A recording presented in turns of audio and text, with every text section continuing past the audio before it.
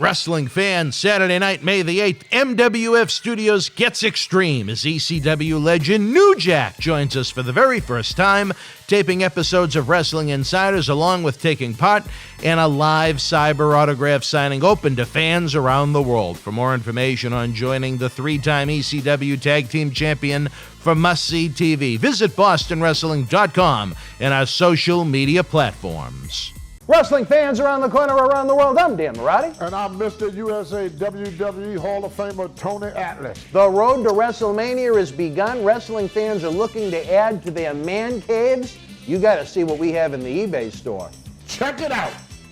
Arguably the greatest professional wrestler of all time. Get this limited edition collector's autograph print personally signed by two-time WWE Hall of Famer Nature Boy Ric Flair, inscribed 16 times for each of his recognized World Championship reigns. One of only 50 made direct from our friends at WWE. Also signed by original artist Rob Schamberger. Help keep wrestling legends working. Get this awesome Ric Flair collectible for your wrestling collection now. Cheer! Why, hello! I would ask what was on your mind, but I already know. You want to know what has got my beard looking oh so majestic. And I'll tell you, it's sexy as hell beard care. Coconut oil, vitamin E oil, almond oil, both sweet and bitter, shea butter, it's all natural. Yes, JTG has actually come out with a high quality product, so support your boy by going to sahbeardcare.com and take one step closer to becoming sexy as hell. Cheer. Ooh, cheer. You know?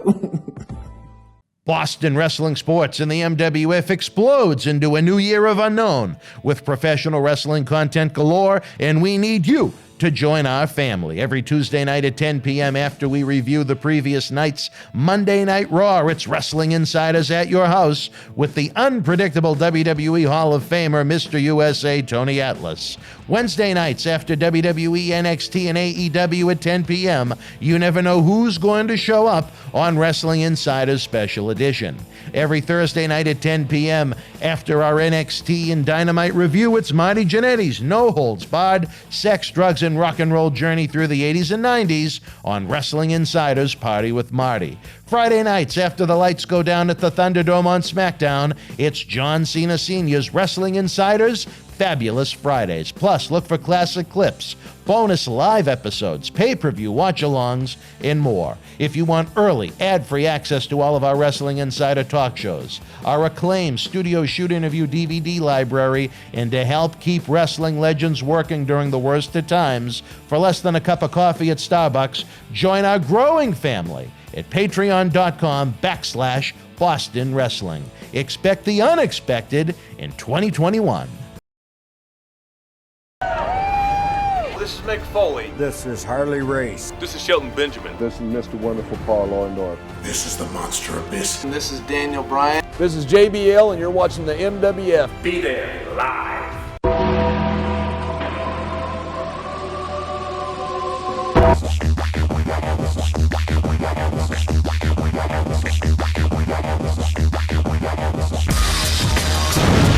Wrestling fans around the corner, around the world, welcome to another installment of Wrestling Insider Current Events. I'm Dan Mirade. We'll be joined in a moment by Dave Carter. A lot of interesting things going on here. Far more interesting than the snooze fest that took place last night on the USA Network, where the news, if you saw the little commercial at the beginning of the show, when New Jack joins us live in studio Saturday, May the 8th. I think that'll be far more memorable than what we saw last night. Our eBay store, where you can help keep wrestling legends working, is far more interesting if you're looking for some goods to add to your wrestling collection. That is open 24/7. A link can be found in the description box below. And, of course, the world-renowned, at this point, Patreon streaming service, where you get the early ad-free access to Wrestling Insiders, access to our world-renowned studio shoot interview DVD library is heard by millions online, millions more on the Howard Stern Show. You get the Patreon exclusives, some inside scoops, and the knowledge that you're helping keep wrestling legends working over at patreon.com/Boston Wrestling. Don't just be a fan of what we do, be part of the family. Head on over to patreon.com/Boston Wrestling. Of course, there's many small ways you can help too, and it adds up in a big way. Give the video a thumbs up if you're enjoying the great content and banter back and forth. You can subscribe to the YouTube channel for free if you click the little notification bell. It'll alert you to the content that we have coming your way multiple times a day, 7 days a week. Tell me where else that's done, Mr. Carter. I do not know. And you can't find that anywhere. Nowhere. Other than Vince. Vince. He's got it going. But you know what? He's got a few more people working for him than we do. And then, of course, share if you could, fans. Share high, share low. Share on Facebook, share on Twitter, share on Facebook wrestling groups, share on Reddit, share with wrestling websites. There are millions of fans that have no idea we exist, but once they do find us, I believe they will love us, especially our talk shows. At the top of the hour, 10 p.m., we do not have a brand new episode of Wrestling Insider at Your House with Tony Atlas, but as we try and sort through everything we tape down in Tampa at Wrestle House with our variety of guests, some other newcomers that are headed our way, we are going to be having some classics, and we are going to start with the original Wrestling Insider at Your House episode, a supersized program about an hour and a half long where Tony Atlas plays the Hall of Fame name game, shooting on Andre the Giant, the fabulous Moolah and some of her scandals, including lesbian sex, the world's strongest man, Mark Henry, Rocky Johnson, his kind of frenemy, who he had some good times with, some bad times with, a man he covered for when he was having sex in another hotel room while his wife and son, a young Rock, were in another room in the hotel, and much more. It's a very interesting episode. It's how it all began with Tony Atlas. And we know that we do have a lot of new fans that weren't around back in 2018 when the Tony Atlas weekly experiment began. So we'll have some fun at 10 p.m. reliving those good old days when things were a little easier with Tony. I can say to those listening to the program now, there was a little dialogue this week that was better than it has been. So who knows where things may go. Far from anything I would say concrete or even close to saying, yes, it's going to happen, but I'll take positive over negative almost any time, Dave. Right on. I will too. The only time you were big on negative is when you'd get those STD results after some of the those app endeavors that you had, but that's a different story for a different time. You like those negative. Yeah, I don't get them. Yeah. All right. Well, let's take a look back at the April 19th, 2021 edition of Repetitive and Worthless, otherwise known as WWE Raw. Yes, sir. WWE Raw. We're going to be reviewing it on this beautiful... Boy, did that suck. Beautiful, but it's a beautiful day, though. I'll give you that. It is. I'm in shorts today, and you know I'm happy when I'm in shorts. That's right. We love that. I feel like we're back at Wrestle House. Yes, sir. We're reviewing Raw from April 19th, 2021. We kicked it off with Drew McIntyre heading down to the ring. Big fucking surprise there. A Drew McIntyre promo to open Raw. Shocked. Here we go. He started talking about everyone who demanded a title match last week. Talks about being the number one contender now for the title. Says nobody cares. And it says MVP is the mastermind of T-Bar and Mace attacking him last week. He's fired up. He says he can't wait. He's ready to go. MVP's music hits. He comes out, gets on the mic and says, "You weren't expecting me to come out, were you? Expect the unexpected. Bobby said you are a worthy adversary to beat again. Mace and T-Bar have zero business with the Hurt Business." Drew says, "Maybe you're telling the truth."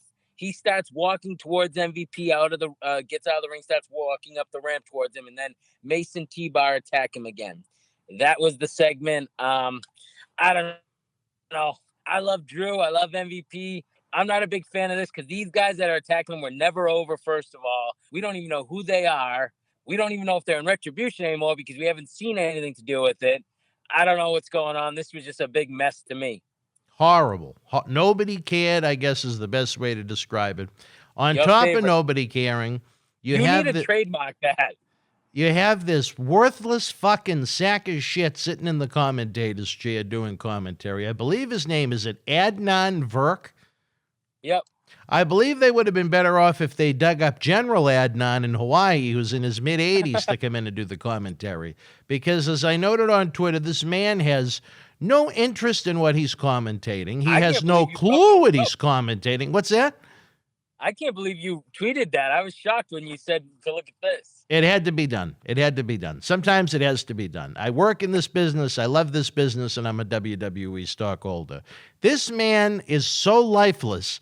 As I noted in this tweet, which Dave got a kick out of, and amongst others, he made Michael Cole seem like Jim Ross during the Attitude Era with his passion, knowledge, and excitement. I mean, this guy, it was if I was trying to provide commentary over a French movie, and I don't speak French. I mean, why is he even there? I mean, I would have, if I was Corey Graves and Byron Saxton, I would have said, you know what? I would have flashed back to King of the Ring 94 for longtime fans that listen to this show, and I would have given Adnan the Art Donovan treatment, which is basically every time he spoke, ignored what he said and tried to call the show to the best of their ability. I don't know if you... And that's the thing, is one other thing about the commentator before we get off it. Why don't they just go back to a two-man group then? Get Corey Graves and Byron Saxton. That would be much more listenable than that. He seems like he's just rolling through the punches. Like, he doesn't know what's going on, so he's just calling whatever. You know what I'm saying? I don't know what Tom Phillips did wrong. Me either. And that's why if they're gonna, it's not going to help or improve. It's not going to improve the ratings. It's not going to hurt the ratings. Removing Tom Phillips, even that tall guy that they had with Dio Madden at one point, Vic Joseph, was eons better than Adnan Verk. Yeah. I think I'd take Tom Phillips over Vic Joseph, but I think Vic Joseph is worlds better than Adnan Verk. I mean, what are they thinking with this guy? I mean, he's horrible. I don't even know if he was even got any, like, I've never seen him on any of the other shows. That's what I'm trying to say. Main event, nothing. So I don't even know where he came from other than from ESPN. I was told that this guy, they were so high on him, wasn't even put through what they usually do with new commentators, which is for practice work, to have him go through hours and hours and hours of calling practice matches at the WWE studio, calling old matches to try and just learn what it is that he's trying to accomplish. And as you could tell, I mean, it reminded me a lot of the Beth Phoenix experiment, where it sounds like for each match, he's given a few sentences to read, and he's trying to figure out where to fit them in. I mean, and every time he called Graves and Saxton fellas, I just wanted to rip my ears off. Right in the chops. He could be a nice human being, God only knows, but he's worthless as far as a commentator goes. He offers nothing to professional wrestling. For me to even compare Michael Cole to Jim Ross in anything, for those of you that know what I think of Michael Cole's play-by-play ability, says everything you need to know about my thoughts of Adnan Verk. He is my new enemy. All right, so moving right along. I hate Adnan Verk. We get T-Bar and Mace interview backstage. That was a good one. I know, they start naming animals. Then they say they're all extinct just like Drew will be. Then we go to commercial. Stupid promo. I hate it because I hate crapping on WWE, but I got to be fair. This was terrible. Why are they naming animals? Who are they? How about we get a little bit background on these guys? Something. Nothing. What happened to the guy with the Jason Voorhees mask? Is he now gone? I don't know. Slapjack? I have no idea. Slapjack. I'm sorry. Not to disparage or disrespect Slapjack for all that he's offered to Raw over the past 6 months, but another forgettable guy that I'm surprised wasn't on the future endeavored list. I know. I don't know. From there, Drew, we come back commercial. Drew showing backstage yelling for Pierce. Pierce comes walking over. He wants to face T-Bar and Mace in a 2-on-1 match tonight. Pierce says, you need to have a tag team partner. Drew says, no, I don't. Make the match. So That's that. Well, you Quick want to look- know why his... let me break this apart as far as being fucking stupid. Why wouldn't Pierce have said you can have one of them? Right. I There don't you know. go. You know, a little common sense. Or why Simple, wouldn't right? McIntyre just want one of them? But I don't know. I can't explain the lack of logic and thought that went into this horrible, horrific, boring, pointless 3-hour show last night. That first half an hour was rough. Then we get into our first match after 3 bad segments. We get the Viking Raiders versus Cedric and Sheldon. Good match. Love Sheldon. Love Cedric. You said it.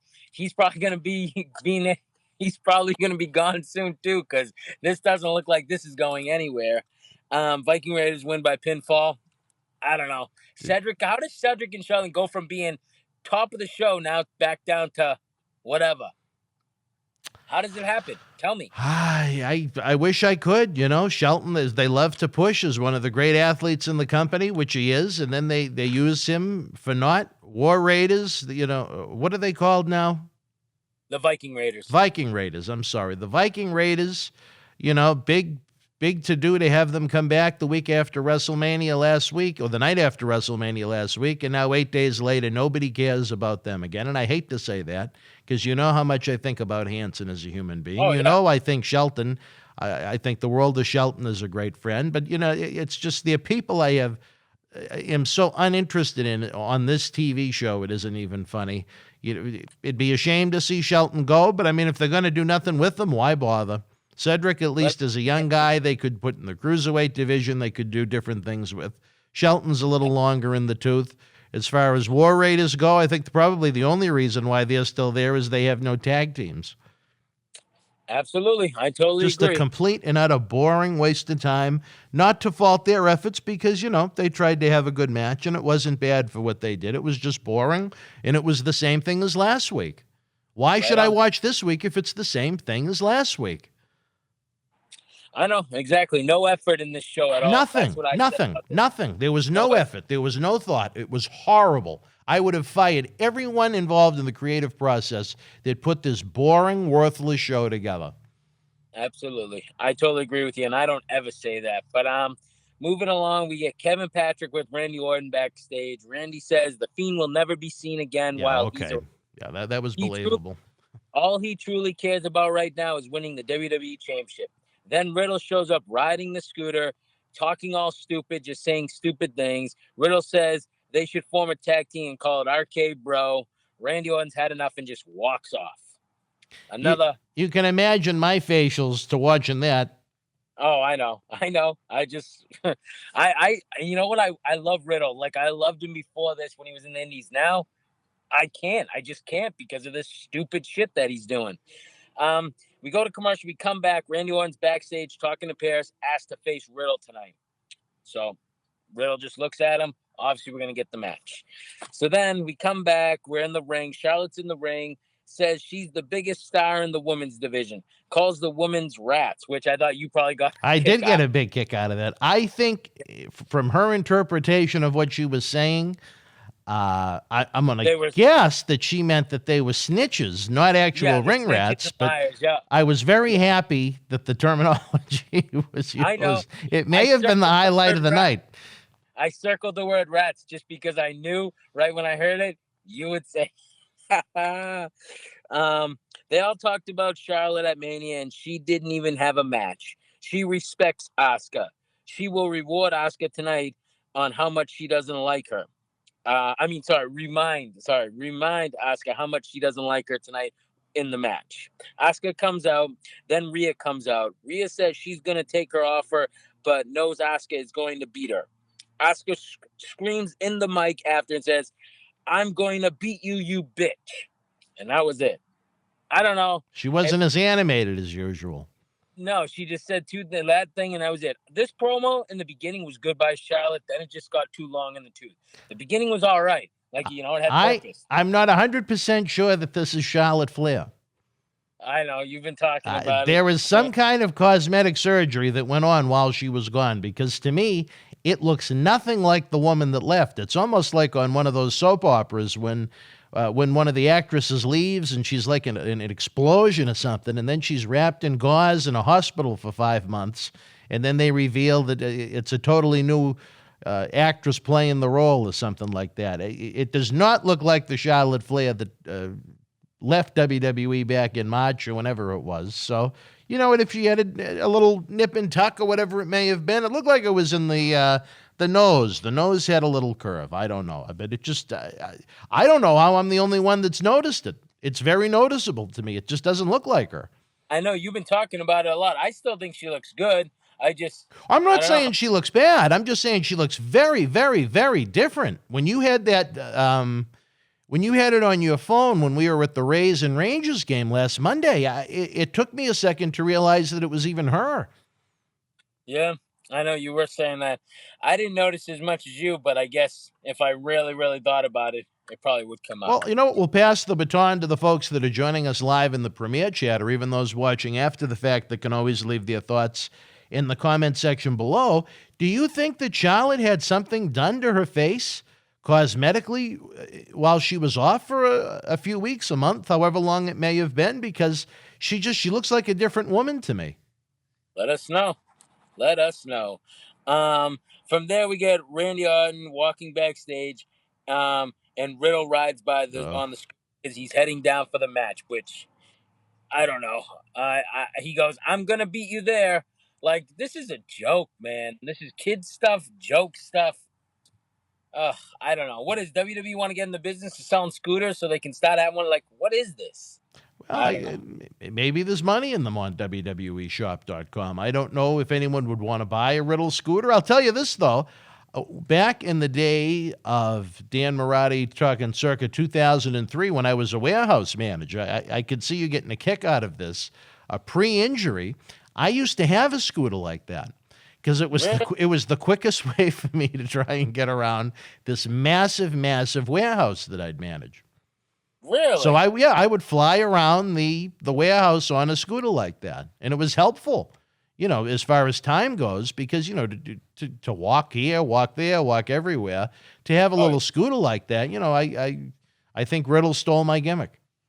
Maybe he did. Thinking about you on a scooter, though, is pretty funny, I must admit. No, I didn't have the cane then, believe it or not. It was much easier for me to navigate with the scooter. So we go to commercial after that. We come back. We find out where we will get the 2-on-1 handicap match between Drew versus T-Bar and Mace. Big one. Then we get Riddle versus Randy Orton. Riddle, good, decent match in the beginning. Riddle gets thrown on top of the commentary, but we go to commercial. We come back. Back and forth, hard hitting. Good match. I mean, you're going to get a good match from Randy every time, I think. Good match. I mean, no build up to it. No nothing other than a scooter involved, I guess, and him riding around. But the biggest thing was the surprise win by Riddle. I didn't think Riddle would have the win here, but hey, you know what? He needs these wins, but I wish his character was different. What did you think of the match? He's just a guy that has no credibility. And then, you know, I can say the same thing I say every week. Oh, his work is good from bell to bell, and everything else about him sucks. I say it every week. You know, I just said it again this week. But yeah, I tried to break it down psychologically from the point of view of WrestleMania. He had Randy Orton beat The Fiend, who lost to Riddle on Raw, who lost to Sheamus at WrestleMania. So on the totem pole, does that put Sheamus at a higher pecking order than Riddle, Randy Orton, and The Fiend? I don't know.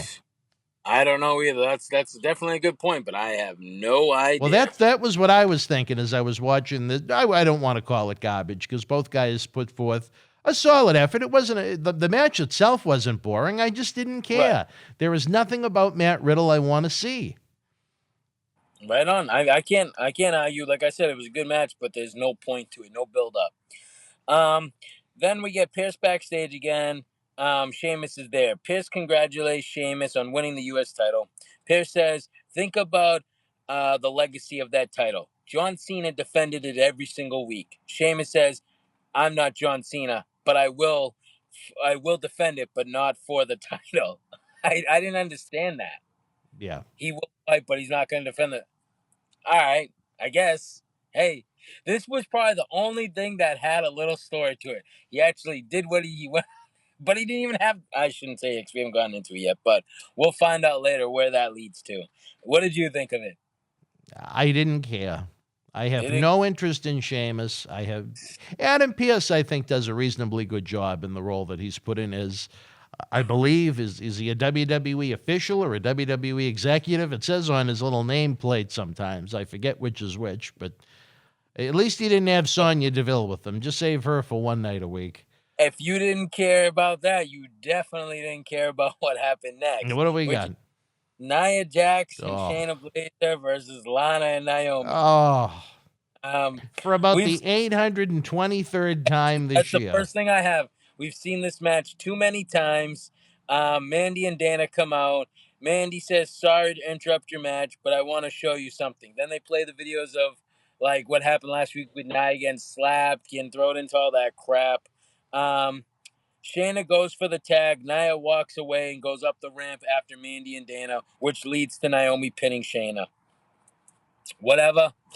Really no. I mean, I guess it was a little creative there, distracting Nia to make her go up after him. Big Nia. But whatever the case may be, I'm just trying to pick a little something. You know, I mean, you know, that was probably the only thing. What did you think of it? I know you're a big fan of Nia. What does Raw stand for now to me? Repetitive and worthless, and that's exactly what this was. Jesus. That's a shot and a half. So then after that, you probably got a kick out of this segment, then. We got Maurice and Miz heading down to the ring for Miz TV. It's a celebration of Miz and Mrs. Last week it was great, the Miz said. Defeated Priest last week on Raw, and the Miz and Mrs. was a success. Maurice says, you're the greatest WWE superstar of your generation. He goes, babe, babe, babe. They deserve a special celebration. Give me a kiss. The pyro goes off as they're kissing. I love that. I can't believe I'm even talking about this. They will be even better, they said. The hit show will be after Raw. Damian Priest interrupts, comes right down to the ring, gets on the mic, says he speaks for everyone. You're delusional. Forgets how you actually got your victory last week, he says. Everyone saw you have no cojones. Maurice says, you want a match with him tonight? You got it. Maurice throws the champagne in Priest's face. Whatever. Hey, you know what? At least this segment led to something. That's the plus in it. That's where all I can say. It led to something. And, it was that's all explosive, yeah. You know, I'm just trying, man. I don't want to just shit on everything. I'll throw out a compliment here. I think Maurice really adds to Miz's presentation much more than Morrison does. I think they have great chemistry together on camera, and I think that will only help Miz. It's weird about Morrison, though. He comes, he disappears, then he comes back, but they never say what's wrong with him. Well, maybe he's on ODB's food truck, and they're trying to practice styling each other's hair. I don't know. Yes. All right. Well, anyways, we get Kofi and Woods backstage. Riddle comes riding on his scooter again. Riddle asks, "What's in the case?" Riddle says, "You should put birds in there or silver dollar pancakes." They all scream, and we go to commercial. Stupid, dumb, don't make any sense, ridiculous. I don't know what else to say. What about you? It sucked, I guess, is maybe a better way to put it. And also, it fits in with the rest of Raw, repetitive and worthless. There you go. From there, we get Elias, and we go to commercial, and we come back. We have Elias and Jackson Reichner in the ring. He's strumming his guitar.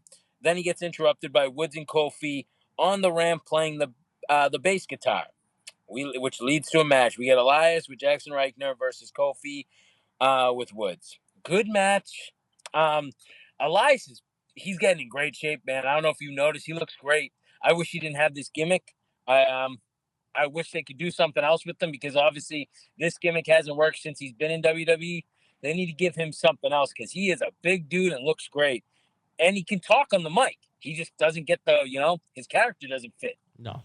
Elias should have been like the Pied Piper and let all 10 that were released last week out of WWE. They all could have walked together to a different promotion.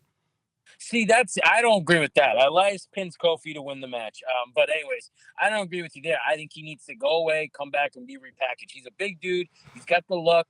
He can talk. And he's boring. He's boring. What does he do? With this character. But you know what? if this character ain't working, do the same thing they do with a lot of the guys. You repackage them, bring them back, do something else. How can you let a guy that looks like that just walk? Well, you have to have some talent too.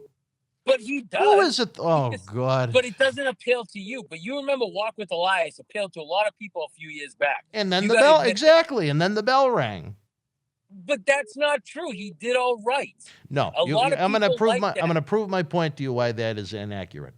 I'm not sure which weekend it was, but I know you're familiar with how they used to have SummerSlam in Brooklyn every year, correct? Right. To try and add to the SummerSlam week, they added an Elias concert. I don't know if you remember this, but they were actually going to have Elias have a full-fledged concert in New York City. It sold less than 20 tickets before they canceled it. Think about what you just said. They were going to have an Elias concert, yeah. Right. I'm talking about wrestling. I'm talking about him, not the frigging concert. He's not John Cena, where they actually did a few of those things and it worked out. John Cena was actually good at what he does. Elias sucks at doing that. He's not good. No one's going to show up. I'm talking about his look. Well, the only thing he's over with is when he says walk with Elias. The people go, when they have real fans, go wild when he does that. I'll give him credit for that. Right, but what I'm saying is that his look, he's got a good look. He just needs to be repackaged. This gimmick doesn't work. It's worn out. It's done. It went a little bit, Yes, I would repackage him. I'd put him in a package and I'd send him to AEW or TNA or Ring of Honor, anywhere but WWE. That's the package I'd put him in. I don't know how you would let that guy walk. He's money. I see nothing in him. With the gimmick he is, yeah, I agree. That's not a good gimmick. But you could build him into something else, put a pair of tights on him, let him wrestle, man. He shouldn't be wearing a tank top either. He looks fucking phenomenal. Phenomenal shit. I think it's extremely sad that Kofi Kingston 2 years ago had Kofi Mania, was made the WWE champion, and now 2 years later, he's loses with the Osmos or whatever his name is, just putting his foot on him, and then does a clean job the next week to Elias. What does that say? Kofi Mania sucked too. It was good for a couple Didn't draw, weeks. that's for sure.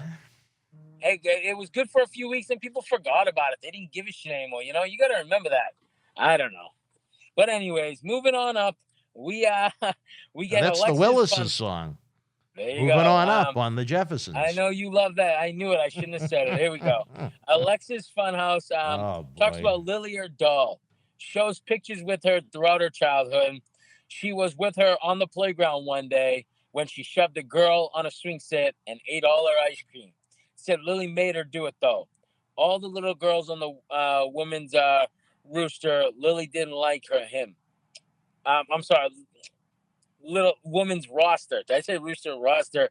Lily didn't like any of them, and she doesn't like them at all anyways. So I don't know what this is going to do. I don't know about this doll. I don't really understand it. This is another thing that just put together because I don't know what they're buying time for with the Fiend again, but this is awful. Well, I love Alexa Bliss. I just don't like this. No. I think it fits into the theme of this show that it was repetitive and worthless, that nobody What do you think cared. of Alexa Bliss? Do you like Alexa It Bliss? seems like they've been building the show around her, which is absurd. No, but do you like her? Not in this gimmick. I'm talking about in general. In general, yes. Okay. Outside, but in this, no. This presentation, it's absurd. I liked the stuff with the Fiend, but on her own, no, I don't like it. I don't like this at all. From there, we get Dana and Mandy backstage. They are not the bullies. Then Nia confronts them as she's doing that. Shayna talks to her. Get your head back in the game, she says. And then out of nowhere, finally, our dude shows up. Angel Garza comes out of nowhere and says, he and Reginald. Anyways, which I hate that he's doing that, but maybe this is a way to finally get him back on TV, because how can you waste a talent like that doing that bullshit? So if this is a way to finally get him on TV, maybe in a little bit of notoriety, let's do it, because I can't take this anymore. It's going to be the Mexican Reginald for Nia Jax and Herman. That'll be a great presentation. You know what bothers me the most is it's like an Eddie Guerrero. Remember when Eddie Guerrero used to walk around and give China roses and stuff? Yeah. Is that what they're trying to do with something? Like, I don't get it. God only knows. They teased it a while back. And you know what? I felt he was better in catering than being attached to a horrendous gimmick like that. Where is Reginald? I don't know. I Was think he he's only on injured or did SmackDown. someone take him out? Oh, he's only on SmackDown. No. Reginald is. I said no. That's not. I'm not saying he is. I'm saying that's the only time we see him now is on SmackDown. So I don't know. I don't know. Well, I But, would rather see Reginald in the role than to piss on Oh, yeah, Angel absolutely. Gaza, as much as I'd like to see Angel Gaza on TV actually wrestling again. Right on. From there, we get the Drew McIntyre versus T-Bar and Mace match. It was actually done pretty good. I'm not Yeah. going to lie. It was actually a pretty good match. It wasn't a bad match. Usually they get real out of control, but this wasn't bad. Hard hitting. Then out of nowhere, Braun Strowman's music hits. He comes down to the ring, and we go to commercial. Braun ends up joining Drew, so now it's 2-on-2. Drew takes the mask off Mace and beats him with it. Then Braun rips T-Bar's mask off and beats him with it. T-Bar and Mace win by DQ.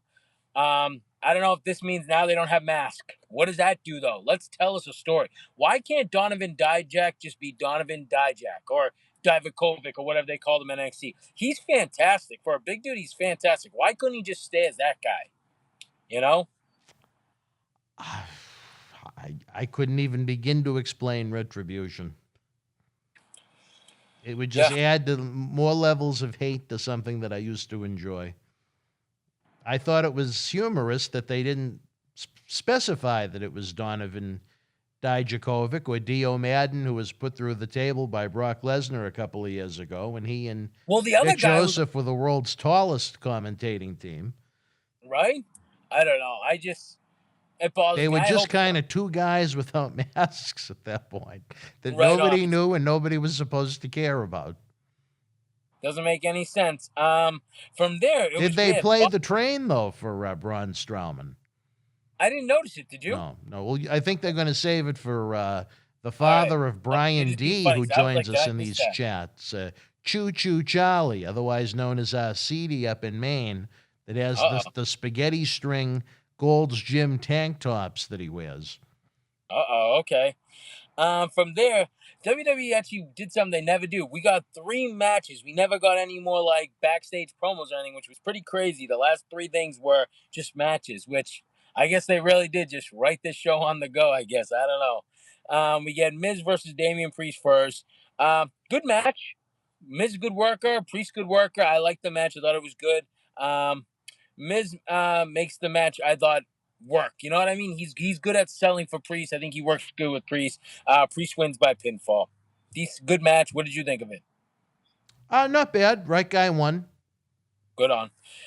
From there, we get Sheamus versus a guy we were just going to talk about, Humberto Carrillo, but we never get the match because he attacks him before the match. Sheamus beating on him, never gets underway at all during the match, but it sucks for Humberto because we talk about him all the time too, how much talent he can be and has, and he's getting used like this. I don't get it. What a waste. I tell you, I don't understood what it meant because I don't speak Spanish, but right, and they couldn't. Andrade really went to town on how Humberto and Angel we both used last night. Yep. He was very feisty about it in Spanish, but again, I'd need a translator for that. I don't get it. I don't understand why they don't use him right. From there, we get the last main event, the last match of the night, which is Asuka versus Charlotte. Rhea Ripley comes out and just stands ringside, which, why does she get to stand there? But whatever. I guess it's okay. Good match. Charlotte worked on the knee of Asuka a lot during the match, so I like that knee. Asuka was selling the knee a lot. Rhea ripped Charlotte's arm when she had her in the figure 8, which caused her Asuka to pin her. Charlotte for the win, obviously. Charlotte tossed the ref and started beating on him after the match, just going crazy, kept on going back after him, which I feel bad for that ref, man. He just has to do all this for Charlotte. Like, come on. But what are you going to do? And that's how Raw went off the air. Now, see, I don't like that because you know what, and you know I don't condone the men on women violence, but the men shouldn't be allowed to attack them. The women shouldn't be allowed to attack the men either. Right, exactly. They should have female referees for the female matches. They should have male referees for the male matches, in my opinion. They need to get a candy out there a little more. I don't know. I totally agree. I don't know. It bothers me too. What for grading, I gave it This is the worst grade I've ever given a Raw. I gave it a 2 out of 10.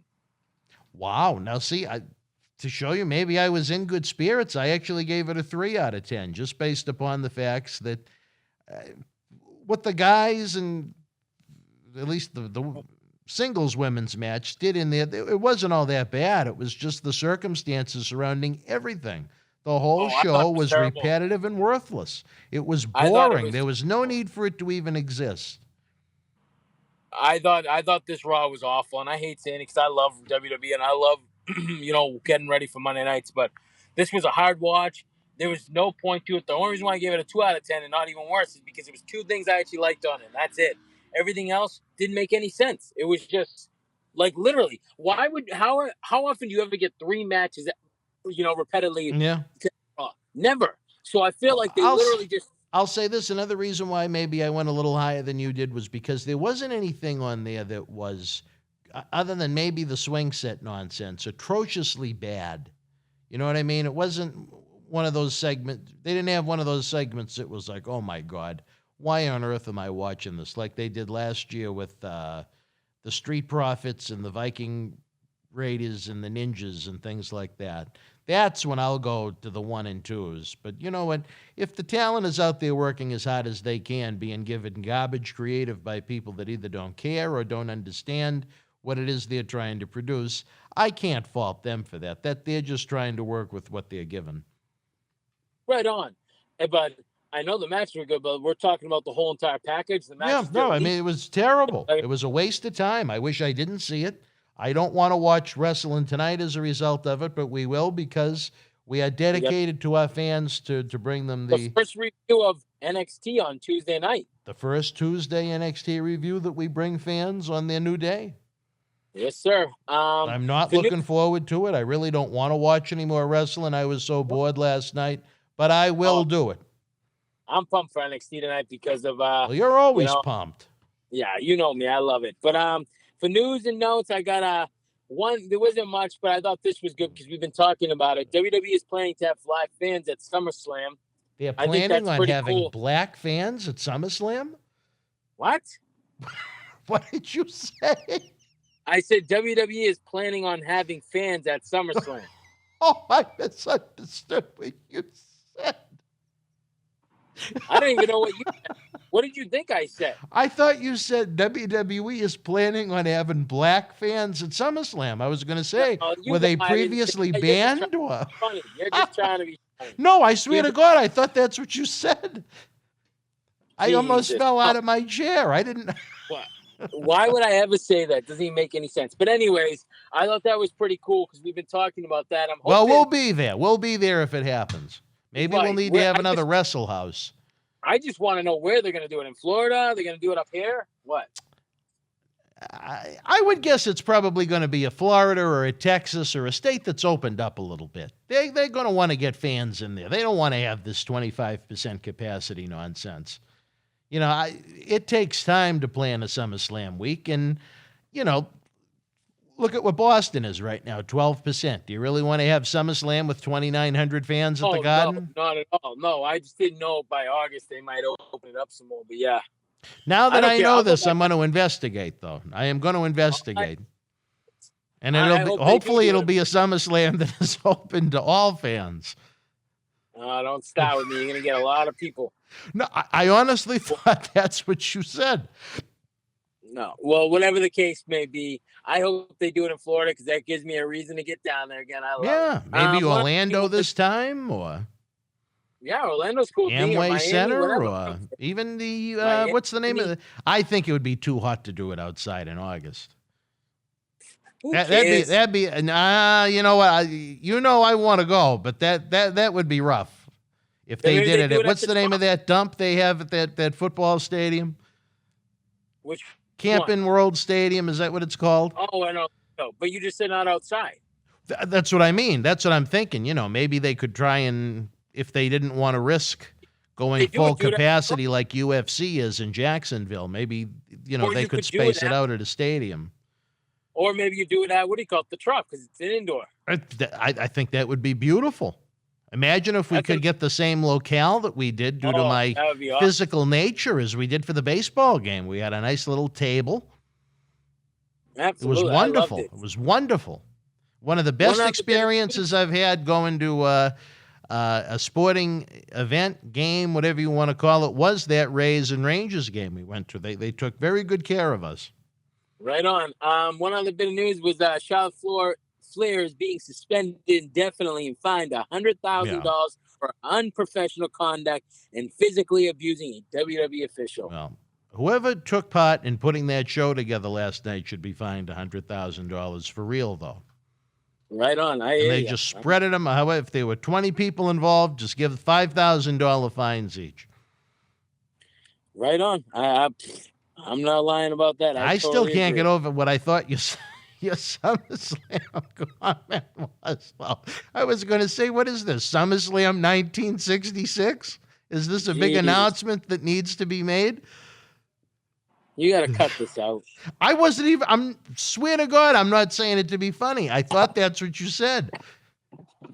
Well, I didn't, but that's all the news and notes I got. All right, Tom Willis. Well, it was a pleasure, wrestling fans. Don't forget, we are going to be LIVE live this Sunday night for Impact Rebellion.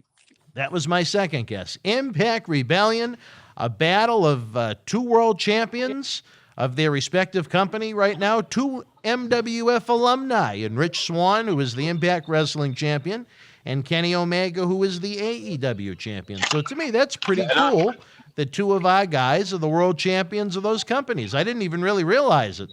And you throw in Bobby Lashley is the Universal Champion on Raw. I mean, shit. We've had some talent come through this organization. Well, you got to make sure you watch Impact tonight so you at least know a little bit of something going on, I'll right? make sure to do that. I thought Impact was on Thursday now. No, it's Tuesday. What? I thought they moved Impact to Thursday because of... I don't know. I didn't hear that. I recorded it on DVR every week, and it was on Tuesday last week. Maybe this week it's on Thursday. Well, I double check. I don't want you to be disappointed. I don't know. I don't even know why you would know that. You don't even watch it. Yeah, you know I come across things now and then. Or maybe I even just came across it on Twitter. I don't want you to miss it. Well, the good thing is you wouldn't miss it if it was not tonight. You'd just be disappointed. That's all. I got NXT tonight anyway. We do. So we'll have our review tomorrow night. And folks, we want to make note, if you have not been paying attention to the graphics, kind of the updated graphics that we have on the screen, all four of our review shows for Raw, NXT, AEW, and SmackDown, they are now going to be at 7 p.m. the day after the program takes place. It doesn't make sense for us to premiere review shows while brand new original Major League Wrestling shows are happening at the same time. You know what I mean? Absolutely. I totally agree. So we'll have our review shows at 7, then we'll watch whatever wrestling is going on that night. For example, tonight, NXT from 8 to 10. Then at 10 p.m., we come back to the Boston Wrestling YouTube channel, and we have Wrestling Insider at your house from the beginning, supersized hour-and-a-half plus episode where the Hall of Famer, Mr. USA, Tony Atlas, begins it all, shooting on Andre, Mark Henry, the Fabulous Moolah, a little lesbian sex, Rocky Johnson, some hotel sex, a young rock, and more. You are not going to want to miss it. For my partner in crime, Dave Carter, I am Dan Mirade. Wow. We will see you tomorrow night at 7 as we review WWE NXT. See you at 10. The World Wrestling Federation was live at the Capitol Center in Landover, Maryland, Sunday, April the 20th, 1986. In the opening contest, Pedro Morales beat Hercules. Big John Studd with the win over Tony Gurria. Jake the Snake Roberts defeated S.D. Jones. Ricky the Dragon Steamboat victorious over WWF Intercontinental Champion Macho Man Randy Savage via countout. Cowboy Bob Orton beat Dan Spivey via countout. Adrian Adonis with the win over Hillbilly Jim. Iron Mike Sharp defeated Lanny Poffo. In the Dream Team, and Luscious Johnny V victorious over Tito Santana, and WWF Tag Team Champions, the British Bulldogs. If you were in Landover Live, share your memories in the comment section below. Use the links in the description box to help keep wrestling legends working at our eBay store and on our acclaimed Patreon streaming service so we can bring you more interactive superstar shoot interviews to relive the good old days of professional wrestling. Check it out. Boston wrestling sports in the MWF explodes into a new year with professional wrestling content galore and need you to join our family. Every Tuesday night at 10 p.m. after our Monday Night Raw review, it's Wrestling Insiders at your house with WWE Hall of Famer Mr. USA Tony Atlas. Wednesday nights at 10 p.m. after NXT and AEW, join rotating legends on Wrestling Insiders Special Edition. Every Thursday night at 10 p.m. after our NXT and Dynamite review, it's Marty Jannetty's No Holds Barred Sex, Drugs, and Rock and Roll journey on Wrestling Insiders Party with Marty. Friday night after SmackDown, don't miss John Cena Sr.'s Wrestling Insiders Fabulous Fridays. Plus, look for classic clips, history videos, bonus live episodes, pay-per-view watch-alongs, and more. For less than a cup of coffee at Starbucks, get early ad-free access to our Wrestling Insider talk shows, our acclaimed studio shoot interview DVD library, and help keep wrestling legends working during the worst of times. Join our growing family at patreon.com/Boston Wrestling. Expect the unexpected in 2021.